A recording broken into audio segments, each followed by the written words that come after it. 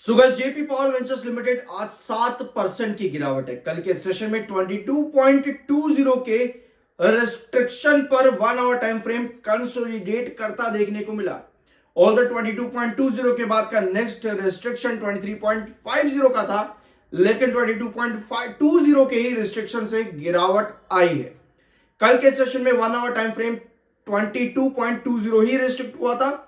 अब ऐसे में क्या ये प्रॉफिट बुकिंग कह करके हम यहां पर एग्जिट कर दें कि भैया प्रॉफिट बुकिंग आ गई है और कुछ भी नहीं है? नहीं, बिल्कुल भी नहीं। सब चीजें हमें मालूम होनी चाहिए कि गिरावट क्यों है, तेजी क्यों है और आगे की चांसेस क्या है। I am NISM certified, subscribe जरूर कर देना। शुरुआत करते हैं आपकी खबरों से और फिर आते हैं आपके टेक्निकल्स और चार्ट पे।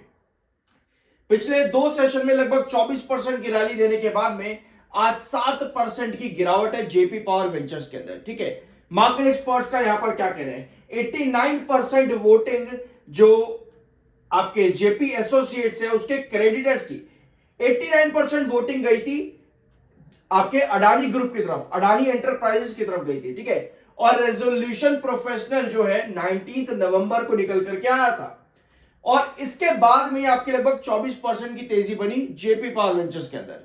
अगली खबर पर आते हैं। अब यहां पर गिरावट क्यों? अकॉर्डिंग टू मार्केट एक्सपर्ट्स इतना बड़ा मूव देने के बाद में स्टॉक में हल्की बहुत गिरावट आना कॉमन सी बात है। ठीक है, इसी वजह से 8% गिरावट है, यानी कि प्रॉफिट बुकिंग है।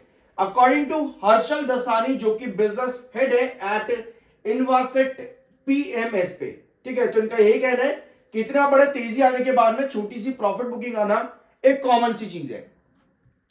क्राइसिल ने अपनी रेटिंग जो है रीअफर्म करी है जेपी पावर वेंचर्स लिमिटेड के अंदर। BBB स्टेबल की ही रेटिंग रखी है। कल के दिन इन्होंने अपनी रेटिंग अपग्रेड करी थी और रीअफर्म करके जो पुरानी रेटिंग थी उतनी ही रखी है अभी भी। बायर और सेलर के बीच का डिफरेंस इतना बड़ा नहीं है, ऑल्दो 1:2 का रेशियो है।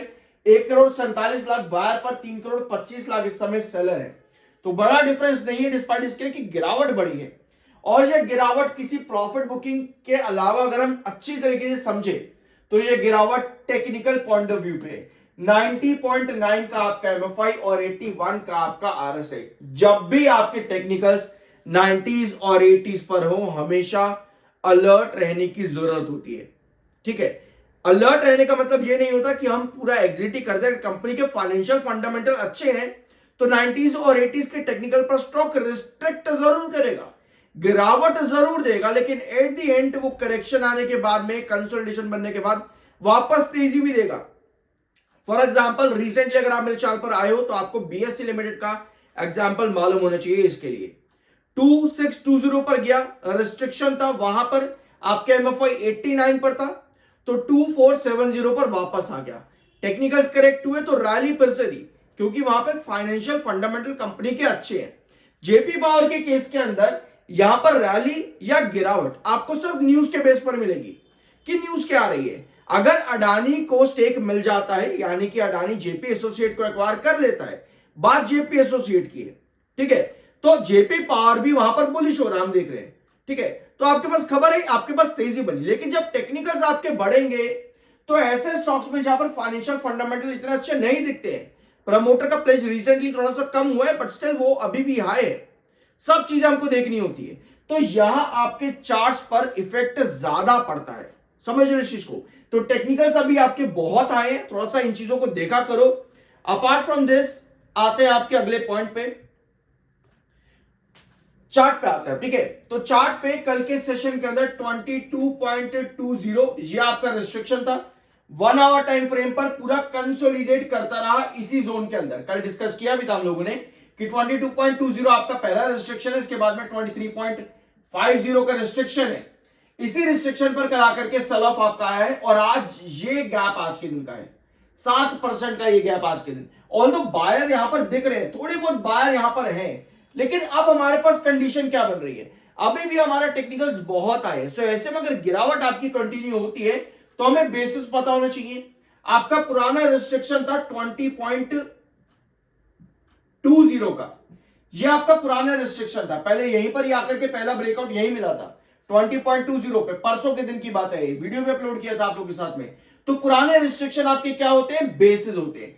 सो अगर 20 पॉइंट 20 रुपए 20 पैसे पे आपका हैंगिंग बेस बना ले तो बढ़िया है। जैसे अभी आप यहां पर देखो 1 आवर टाइम फ्रेम पर आप क्या देख रहे हो कि 20 रुपए 20 पैसे के पास में आपका एक हैंगिंग बेस बना हुआ है। तो हमें अगर ये स्टेबिलिटी मिलती है, मतलब ये है कि आपके पुराने रिस्ट्रिक्शन को क्या करेगा स्टॉक, एक हैंगिंग बेस बनाएगा। अगर ये स्ट्रॉन्ग कंसोलिडेशन और हैंगिंग बेस बन जाता है और आपके पास फिर कोई पॉजिटिव न्यूज आती है तो ही आपको फर्दर ब्रेकआउट मिलेगा, अदरवाइज आप वापस से आ जाओगे अपने पुराने कंसोलिडेशन जोन, यानी कि 18 रुपए 60 पैसे से लेकर के 17 रुपए 90 पैसे के बीच में। ठीक है, तो ये हमें पूरी कंडीशन मालूम होनी चाहिए कि चार्ट पर क्या सिचुएशन क्रिएट हो रही है। अपार्ट फ्रॉम दैट, जब बात आती है फाइनेंशियल फंडामेंटल और टेक्निकल्स की, तो आज मैंने आपके साथ एक वीडियो अपलोड किया है पीई और ईपीएस को किस तरह से आप अलग अलग स्टॉक्स पर रख सकते हो। मेरे दूसरे चैनल पर आज ये वीडियो अपलोड किया है, लिंक डिस्क्रिप्शन बॉक्स में, सब्सक्राइब जरूर करना, देख लेना जरूर से। और यहां पर जेपी पावर में जाने से पहले मैं आपको फिर यही कहूंगा कि न्यूज हमारे पास पॉजिटिव आनी जरूरी है, ताकि जहां पर आज हमारा रिस्ट्रिक्शन का हैंगिंग बेस क्रिएट हो रहा है, जहां आज गिरावट आई है 20 रुपए 20 पैसे के पास में, वहां स्टेबिलिटी बन सके। अगर यहां कुछ पॉजिटिव न्यूज आती है वापस से आप ट्रेंड की उम्मीद रख सकते हो, else technical point of view पे आपकी ये गिरावट और कैरी फॉरवर्ड हो जाएगी। Delay in any news is a negative sign in any stock. कल ये पॉइंट वीडियो के आखिर में डिस्कस किया था। हमें सब चीजें मालूम होनी चाहिए, इधर उधर जाने से बेटर ये है कि तरीके से हम अपना काम करें। 24% की रैली, टेक्निकल्स हाई, थोड़ा बहुत सेलिंग आती जरूर है। न्यूज का जरूर ध्यान रखना क्योंकि ये स्टॉक न्यूज पर रिएक्ट करता है, अदरवाइज कंपनी के रिजल्ट्स भी अगर अच्छा आ जाए तो उस पर भी ज्यादा रिएक्ट नहीं करता है। ठीक है, अब सीसीआई की तरफ से क्या अप्रूवल आता है उसको भी देखना जरूरी रहेगा, और कोर्ट क्या कहता है वो भी इंपॉर्टेंट है। म्यूचुअल फंड ने अपनी होल्डिंग इंक्रीज करी अक्टूबर के महीने में।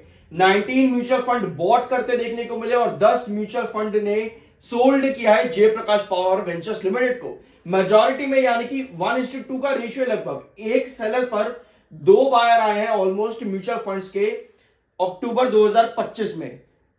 ठीक है, और क्वांटिटी में चेंज कितना है, 2,24,740 क्वांटिटी में चेंज आया है अक्टूबर के महीने में। देख लेते एक बार नए बायर हमारे पास कौन कौन है।